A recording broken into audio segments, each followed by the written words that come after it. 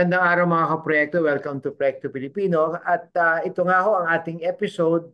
Follow-up ho ito nung nakaraang linggong kwentuhan namin ni Manolo tungkol sa bagong Secretary of Education, si Senator Sani Angara. So ngayon naman ho, we will have as our kausap, kaproyekto, Attorney Nepo Malaluan, dating Undersecretary. Pero I will let Leloy do the honors and Leloy will explain why. Yeah, matagal ko nang kilala si Nepo, and in fact we're going to be discussing a column that he wrote for a column that I used to write for. It was the first column I ever wrote for, yung column ng Action for Economic Reforms na Yellow Pad, and he had a very productive and provocative article there. So of course nabanggit mo, Father, that si Nepo is a former Undersecretary of the Department of Education. He's many things. He's a lawyer, he's an economic analyst, but he comes to us today as a representative now of Action for Economic Reforms. We've had a guest from AAR before, for si Men Santa Ana, who was a kind of regular for us. So suki na tayo ng AAR, Father, and ako personally, of course, suki ako sa AAR, both as a kind of sometimes active, sometimes inactive member, but always an admirer of people like Nepo and of course our former guest. And I'm very glad Nepo wrote that article because we do need to hear it na ang very simple yung premise niya. So if you don't mind, Father, I want to dig in already and start the Go discussion please. of the article. Let's get to the point, right? Napaka simple ng punto mo, Nepo. I think the way I read it is you say, mababa nga tayo sa PISA, pero in many ways it's expected kasi yung mga pinakamababa sa PISA ay yung mga pinakamababa ang GDP per capita. Tama ba yun? And can you dig into that? That's a very simple argument, but can you dig into that argument a bit more?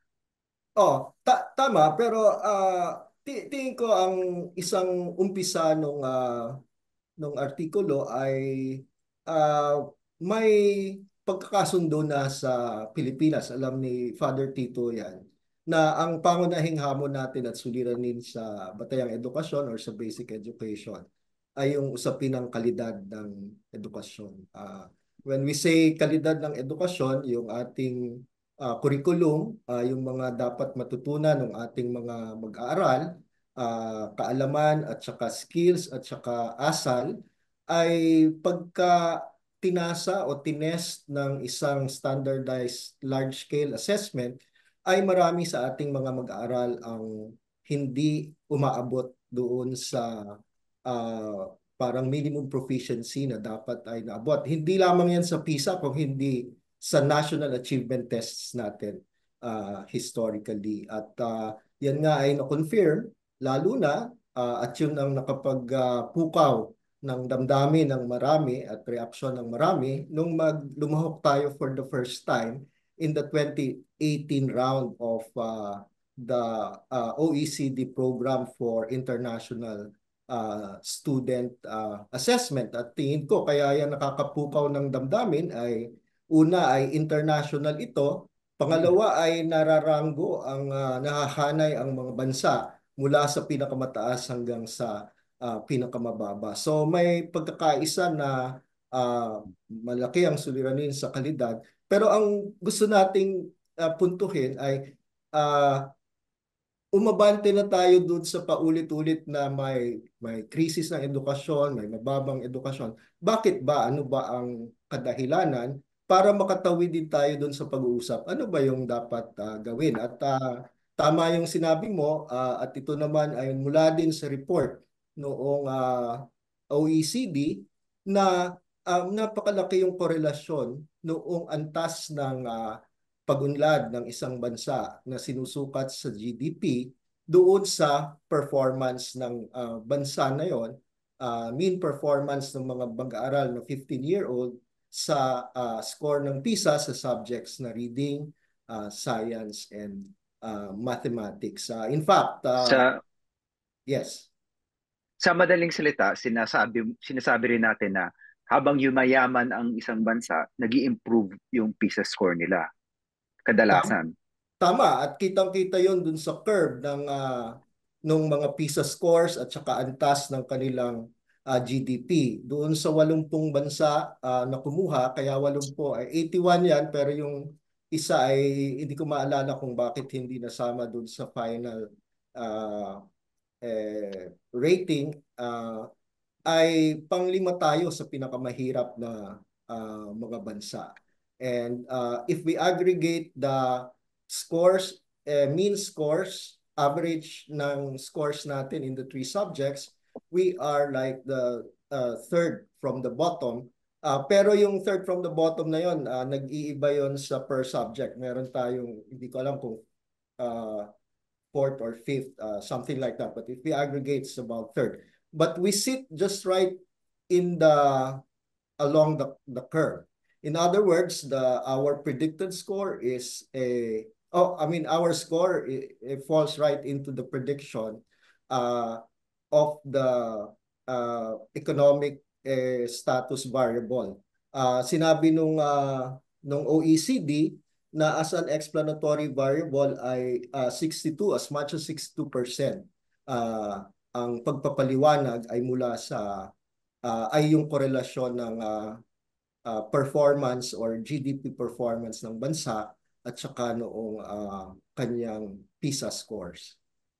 Hindi po, marami sa mga viewers natin matagal lang di nag-economics class or hindi pa nag-economics class. Pero nakikita natin sa balita, sinasabi nila in terms of GDP, yumayaman ang Pilipinas. So bakit sinasabi nito na actually mahirap pa rin yung Pilipinas at dahil mahirap yung Pilipinas, mababa yung score niyo sa PISA? Well, baka hindi natin lang nakikita na ang tinitingin lang tayo kasi ay inwardly at akala natin ay yumayaman tayo. Pero matagal na po tayong naungusan ng ating mga kapitbahay kahit sa ASEAN. Tayo ay doon sa 5 na bansa na kumuha ng PISA ay mas mataas lamang ang ating GDP sa Cambodia. Ang Vietnam ay mas mataas ang GDP sa atin, ang Thailand at ang Malaysia, ang Indonesia, lalong-lalo ng Singapore. Ang Singapore actually ay pinakamayaman sa mga daig pa yung mga Western countries in terms of GDP, purchasing power parity. So baka hindi natin nalingat tayo, naungusan na po tayo nung ang dati ang closest natin ay Indonesia. Vietnam was still lower than us, but they have overtaken us. In fact, parang may data ako doon na ang GDP ng Vietnam ay 31% higher than ours. Ang Indonesia ay 46% higher. Ang Thailand is 111% higher. And Malaysia is 225% higher than our GDP. Ang laki ng kuwang. Ang sinusukat natin, so yung nakita kasi natin sa balita, ito yung GDP growth, yung total GDP growth. Kaya para malaki yung mga minsan pumapalo ng 6%, 7%. Yes. Pero if I'm not mistaken, yung nasa article mo is GDP per capita. So divided by yung population. So on a per person basis, mahirap tayo. Kung susumahin mo yung Pilipinas, mukhang yumayaman kasi sinuha mo lahat, 6% minsan pumapalo ng 7% growth a year. Pero sa totoo, ang kada Pilipino, mahirap pa rin. At yun yung nagmamanifest sa mga PISA score natin. Tama yun, Leloy. Yeah. Nepod, you were saying, di ba, na makikita rin natin ang direksyon, di ba, moving forward doon sa analysis ng OECD. Of course, merong part 2 yung article. So ito, medyo pangungunahan natin yung part 2 ni Neo. Oo nga, spoiler. Hingi tayo ng spoiler. Pero bago ko puntahan yun, Father, may gusto rin lang akong linawin dahil mukhang ang dali kasing i-quote na pinakamababa tayo sa PISA. There's a good point that ganito.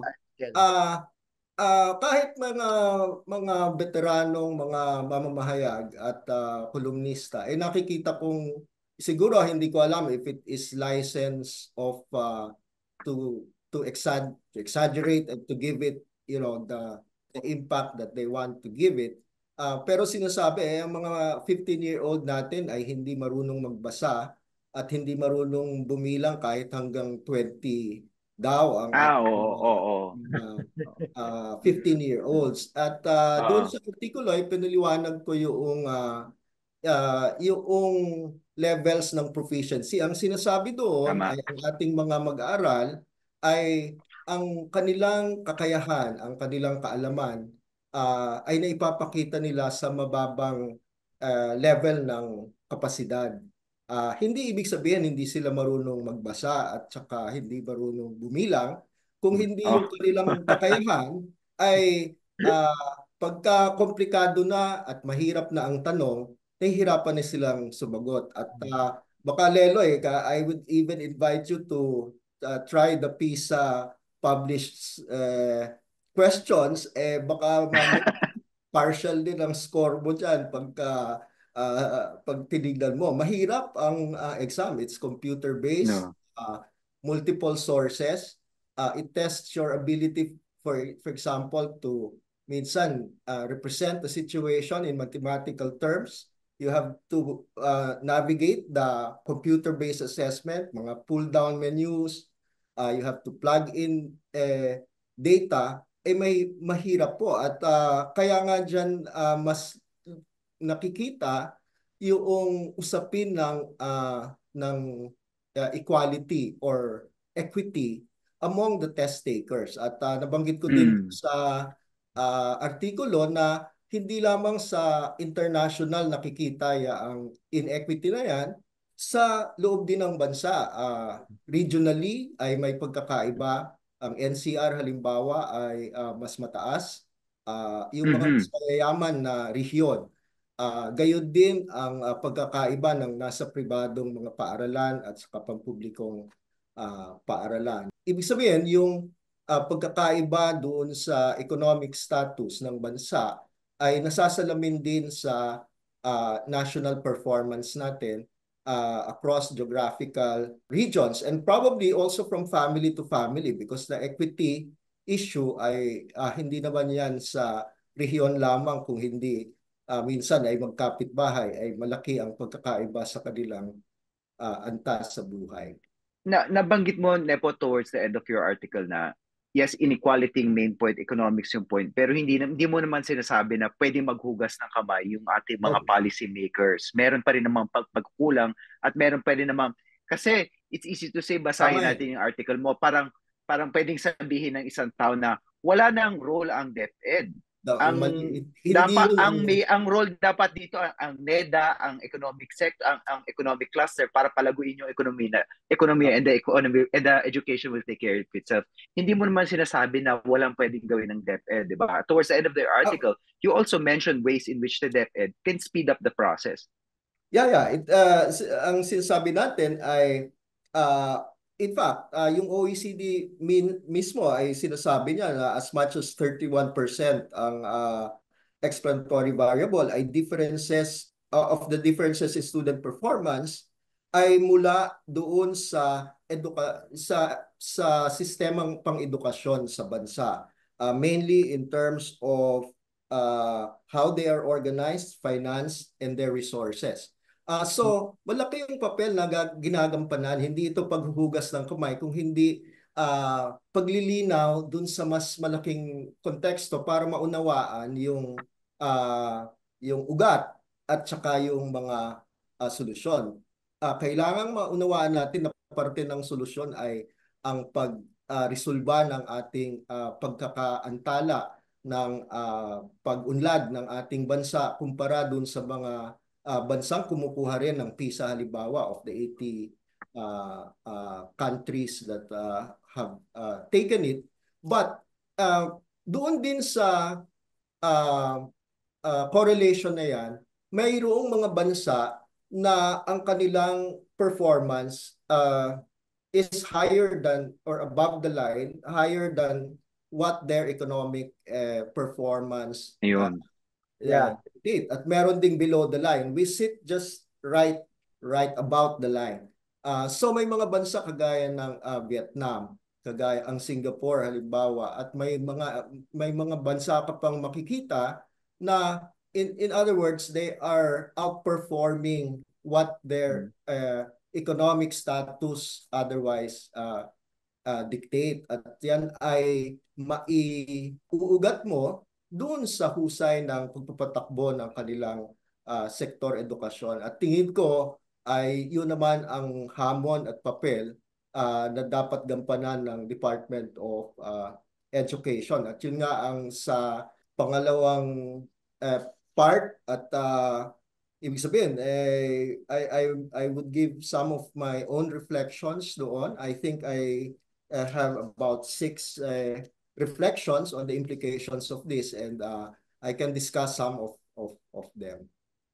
Yung reflections na yun, in other words, are yung what can we learn from these overperformers?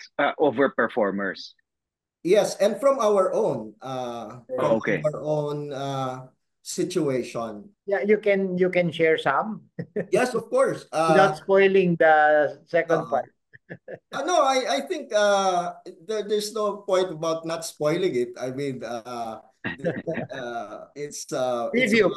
Hindi naman it's about spoil it. discussing actually. And in fact, that's what I wanted nga sana na umusad yung diskurso mula sa, ibig sabihin, parang kahit pa araw-araw mong hatawin na we have an education crisis, we're performing, we need to go beyond that and already talk about what is the reason and what do we need to do. Yung isang unang reflection ko ay yung dramatic outcome ay will not happen instantly.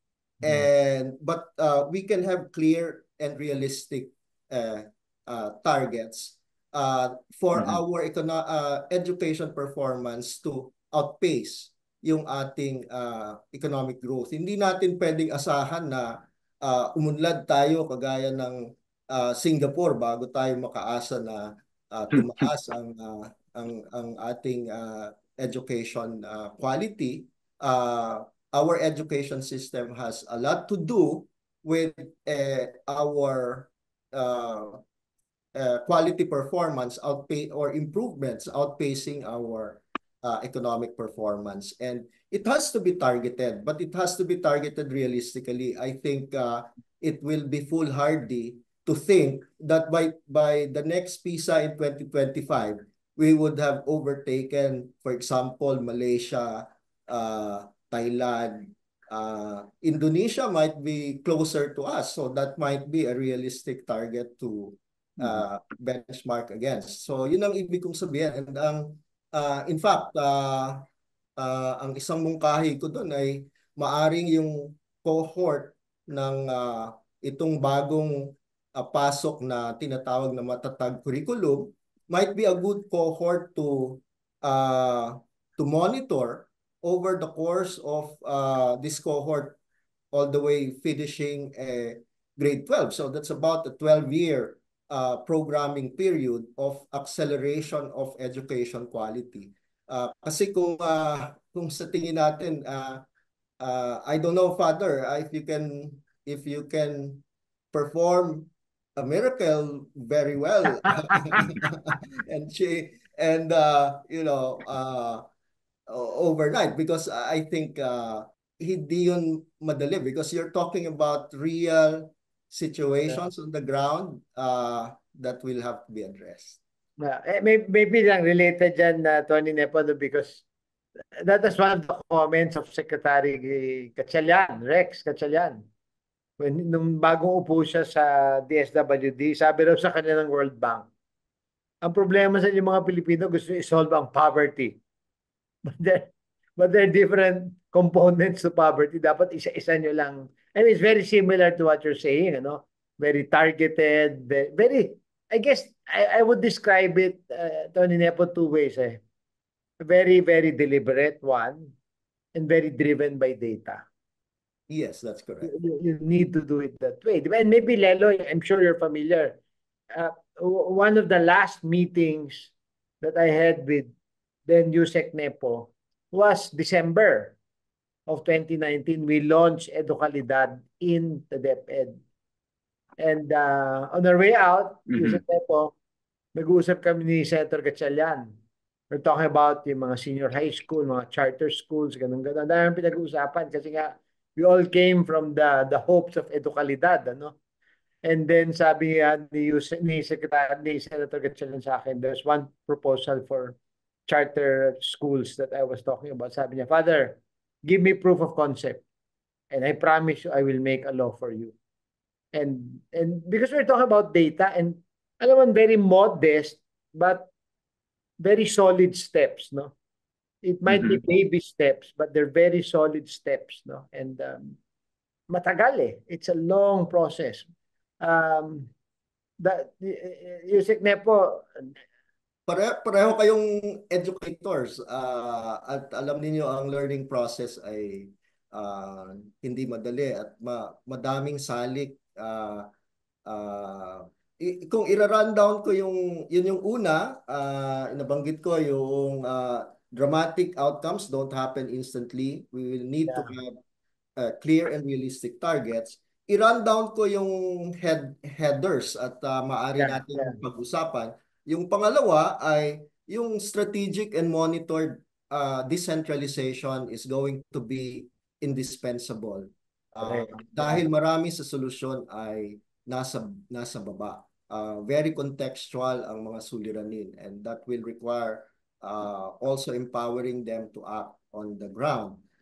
Number 3 ay yung quality outcomes will need quality inputs.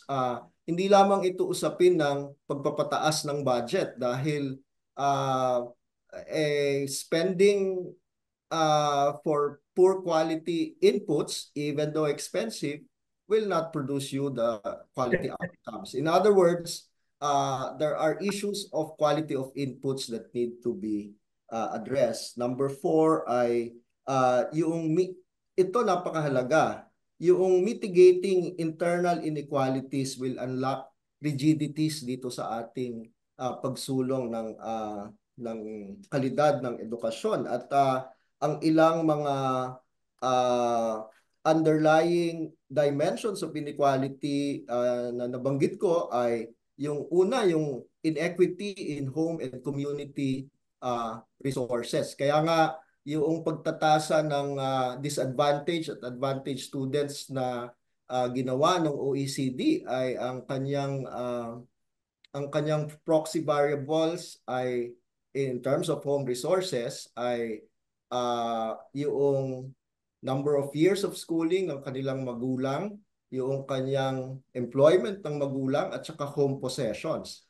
At yung disadvantaged students ay consistently perform lower than the advantaged students based on just those proxy variables of home resources.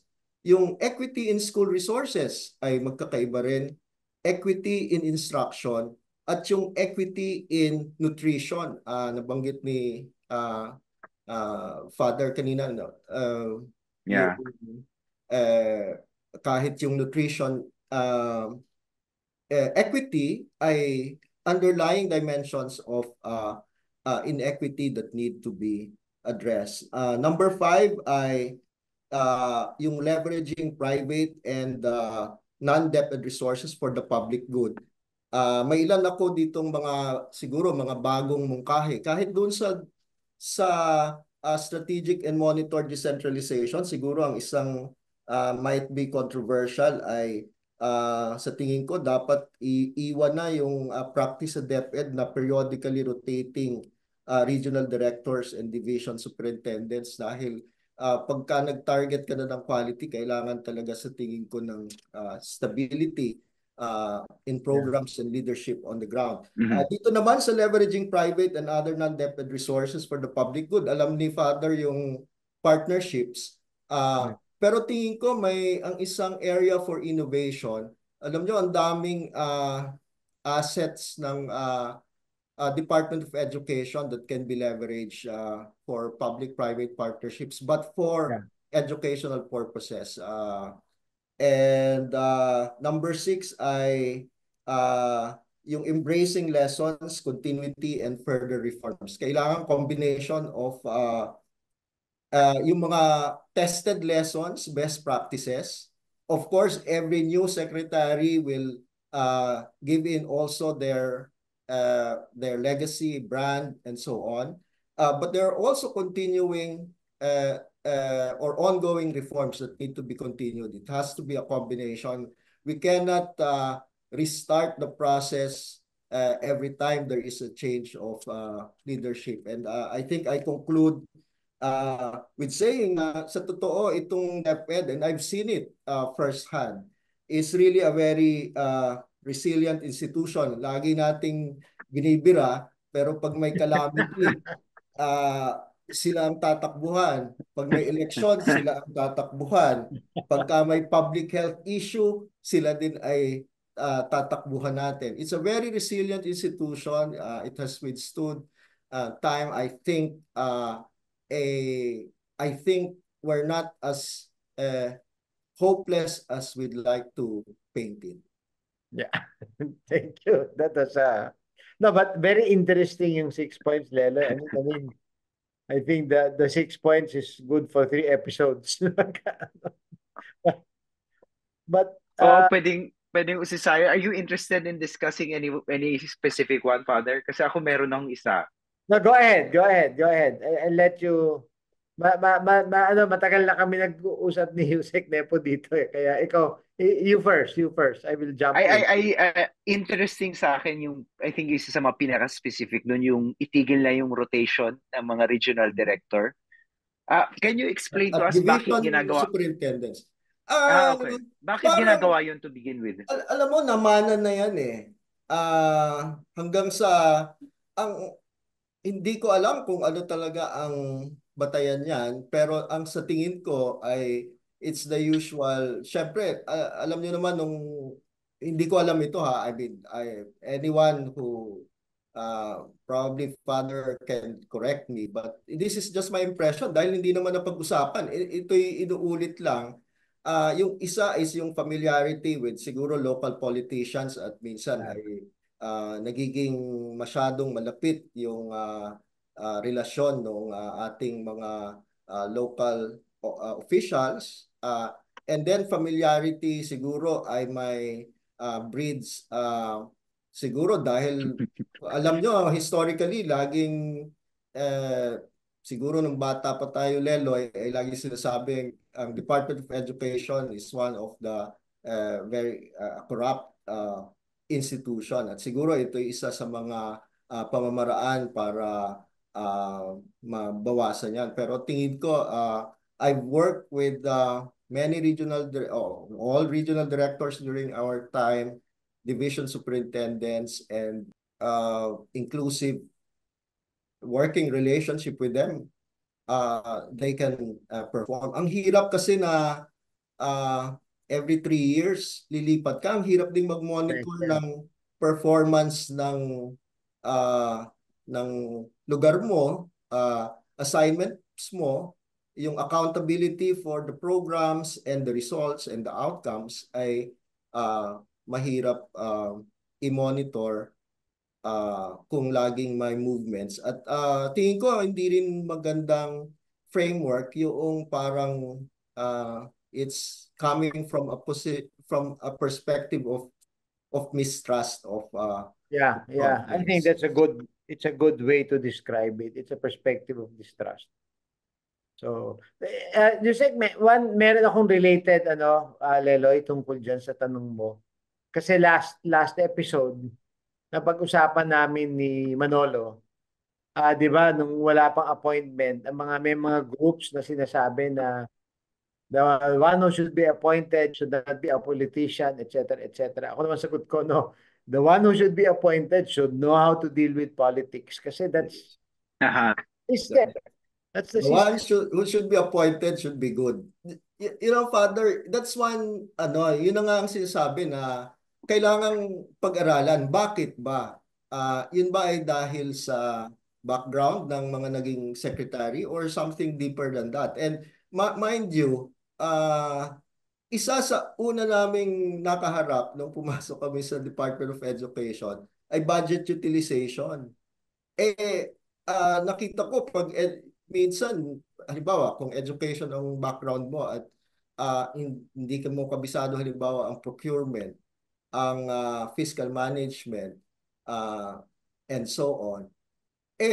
Minsan, you will have to rely on your finance person, etc., to explain, work it out. You need to understand all of these things. You're managing the biggest bureaucracy, bigger than your armed forces of the Philippines and probably PNP combined. the levels of governance that you have to and how many years will you be given. It is not just reviewing a curriculum that you will have to deal with in the Department of Education. So kaya nga hindi naman kaya nga malaki yung malaki yung bureaucracy ng Department of Education dahil hindi yan iisang tao ang magdidikta ng but the brand of leadership, the vision, and so on will be very important, and I think it can come from either an educator or a administrator and so on. At dapat lang ay may accountability kung hindi nagwo-work ay may pag-amin at saka may pagpapalit din siguro. I was wondering, you 6 years, you were there for a full 6 years, no? Yes, that's correct. So ano yung meron ka bang napagtanto about your time there na ngayon na lang na wala ka na sa DepEd kasi you were reflecting on dapat may mga aminin, dapat may mga reflections. Is there anything that just occurred to you parang this year lang na parang ay sayang dapat natugunan namin yon? Well, meron siguro confidential yung iba. Okay. Pero we can talk about it after the recording. Oo, marami. Marami talaga, pero ang isang napagtanto ko, in fact, ako ay galing sa advocacy sector, and we demand so much from the bureaucracy. We're quick to make judgment, and I am an advocate at heart from outside government, but I've seen up close many people from the executive department, and that makes me hopeful that but leadership will be very important, and time will also be very important. I think the lesson is more there. Yung mga sayang, syempre laging meron mga sayang, may mga learnings that you would realize, and ang isa pang learning ay mahirap ang kahit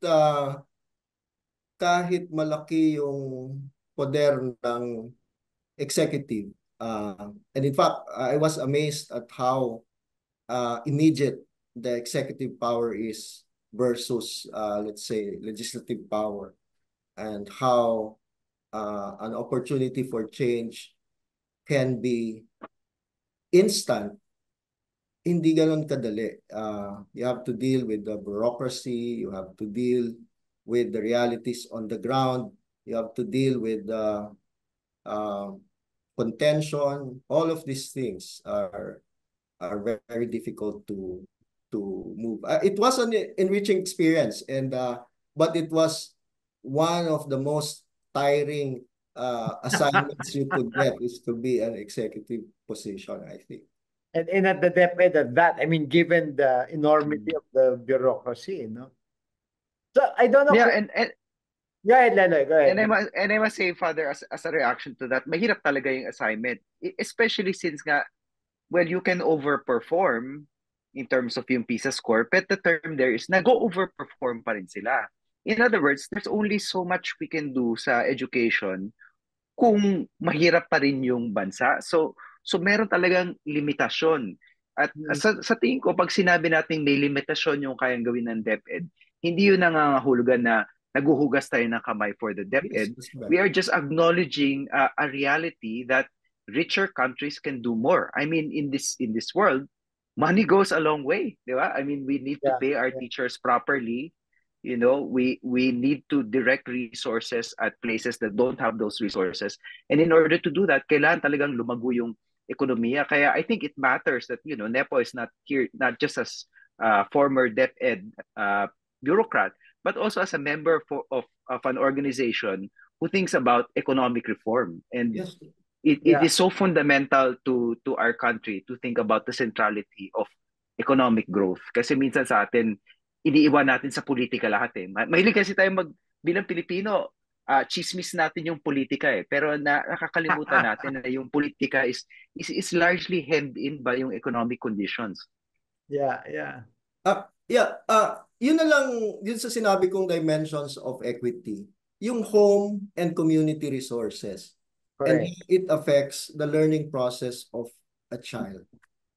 It's vastly different if you have books available at home, education materials available at home, a conversation at the dining table that is critical, more critical than, you know, these are all parts of the learning process. We are probably among the fortunate ones that were able to have the privilege of, you know,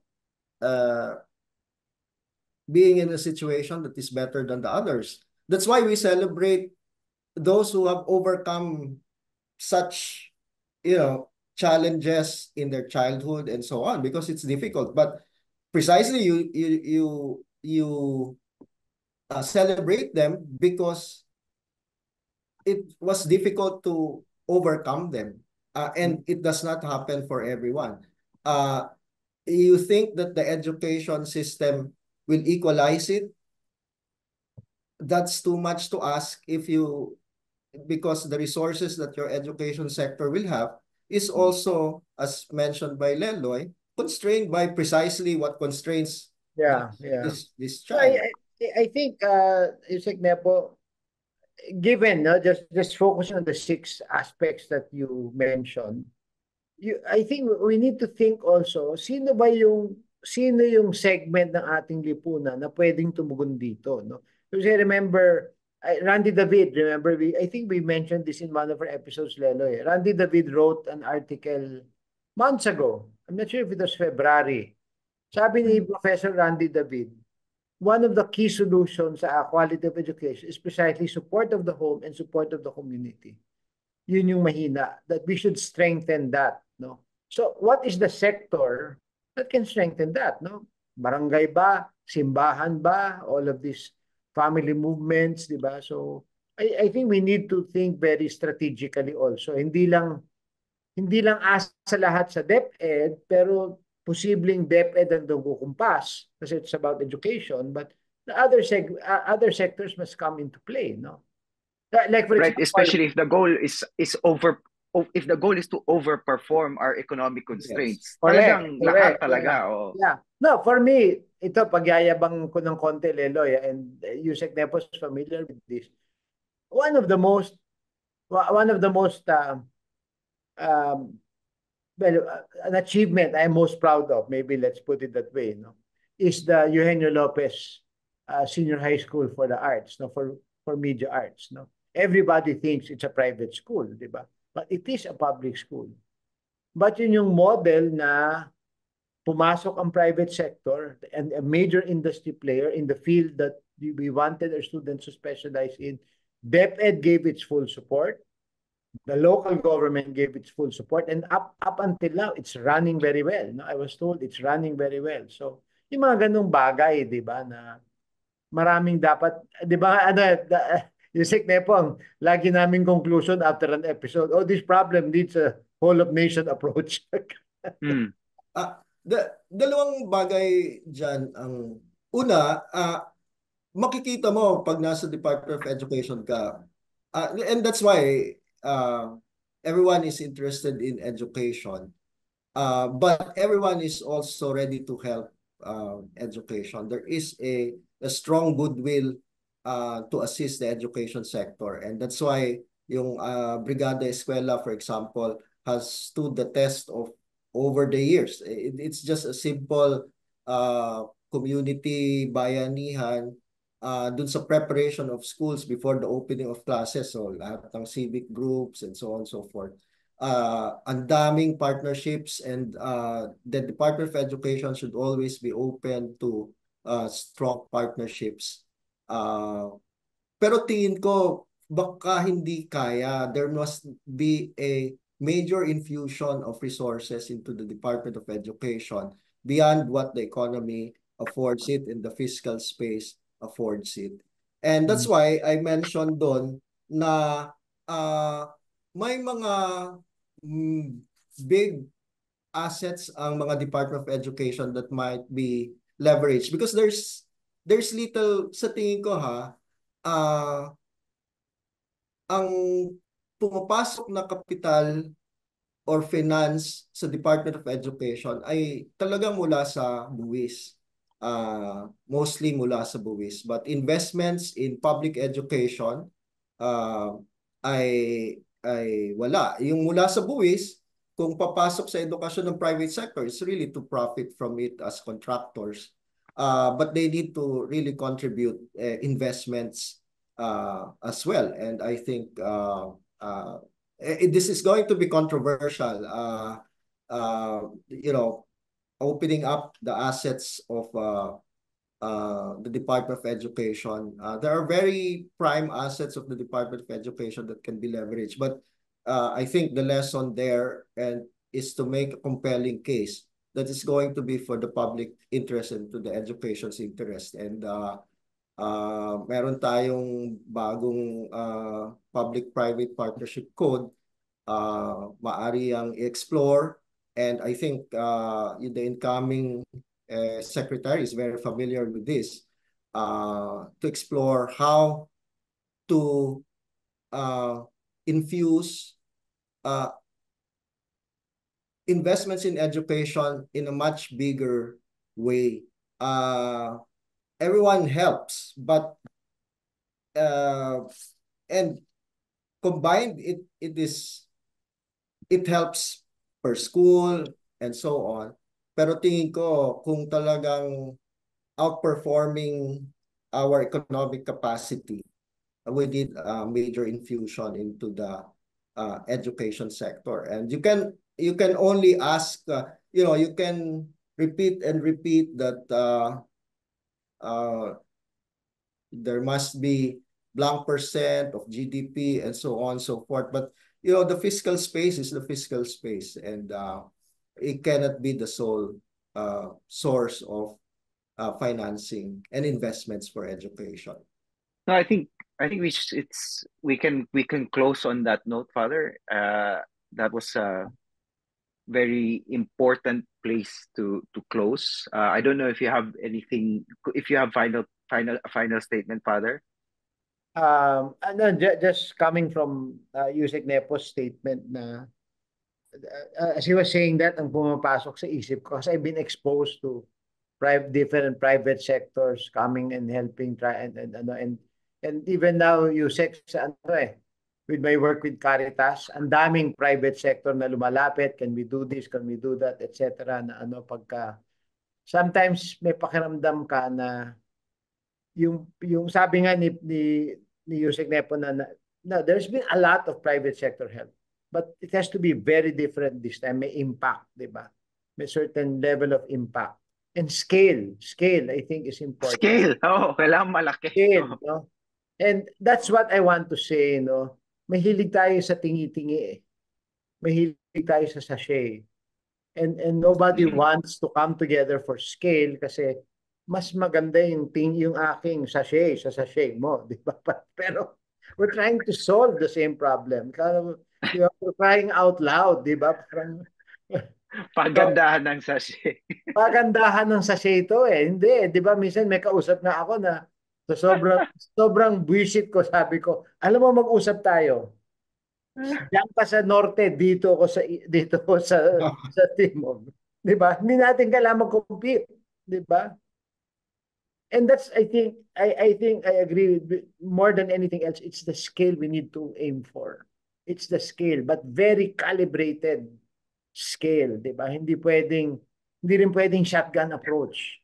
Di ba? So, to emphasize that there are, in other words, hindi pa ako nakakita ng any institution that went into partnership with the Department of Education, whether it's USAID, World Bank, ADB, private sector organizations, partnering with schools, local groups, etc., that comes out and saying, we have to give up, walang pag-asa. Lahat may mga stories of success, of hope, of because it is capable. But you need to resource it. We need to be very deliberate about it, as mentioned by Father, and it has to reach a scale that is sufficient to outpace precisely where we are economically. And I hope our friends in the economic field, Leloy, will also shape up as far as getting things resolved, as far as our inability to break through the the economic place overtaken by some of our peers in the past. Yeah. So Leloy, since you open, we'll let you close. Father, this is another one of those reasons why Filipinos should study economics. Nabanggit ko kasi minsan ang hilig natin sa politika eh. Ginagawa natin chismis yung politika and we reduce everything to politics. Nauna yung politics before the economics. For example, we think we are poor because we're corrupt. But actually, sometimes countries are corrupt because they're poor. They don't have the resources to clean up their bureaucracy. Education is another example. We think we are poor because we are uneducated. But sometimes it's the other way around. We are uneducated because we are not poor enough to educate our citizens. So minsan talaga and I'm not saying this all that for every single case. Minsan before we enter the chismis of politics, which is admittedly more fun kasi maraming chismis, we should first look at the economics, how to feed our people, how to resource our bureaucracies. And that is why economic reform is so important. That is why I think gagawin talaga natin dapat suki ang Action for Economic Reforms because they're one of the few organizations that put that at the center of discussions. And economic literacy is the duty of every single Filipino so that we can pressure the government to become richer because as napakalinaw ng datos, as we become richer, we do really become more educated. And there's no two ways around it. Sabi nga ni Nepo, yung economic cluster. Makinig kayo. I hope you can get us out of our morass. But they won't get us out of our morass until we pay attention. So, okay, on that note, maraming salamat. I could not still kick the habit of calling Nepo Yusek Nepo eh. So, Nepo, maraming salamat. Father. And hopefully we can have you back, di ba, on a broader discussion of the... Yeah, sure. Di ba, Leloy, di ba, when you talk about... Yeah, of course. Ang title ng ating episode, Economics over Politics. Minsan. Farming. Yun, pwede. Yun, okay, game. So, well, on that note, maraming salamat, Yusek Nepo, Leloy, and mga kaproyekto. I hope marami kayong napulot. Siguro hindi lang I hope, pero sobrang daming mapupulot dito sa pinag-usapan natin with Yusek Nepo, and hopefully we can deepen and we can further discuss some of the things na raised dito. No? So, maraming salamat ng kaproyekto, and hopefully this will serve as an inspiration for us to do something. And remember, dapat may scale. Thank you.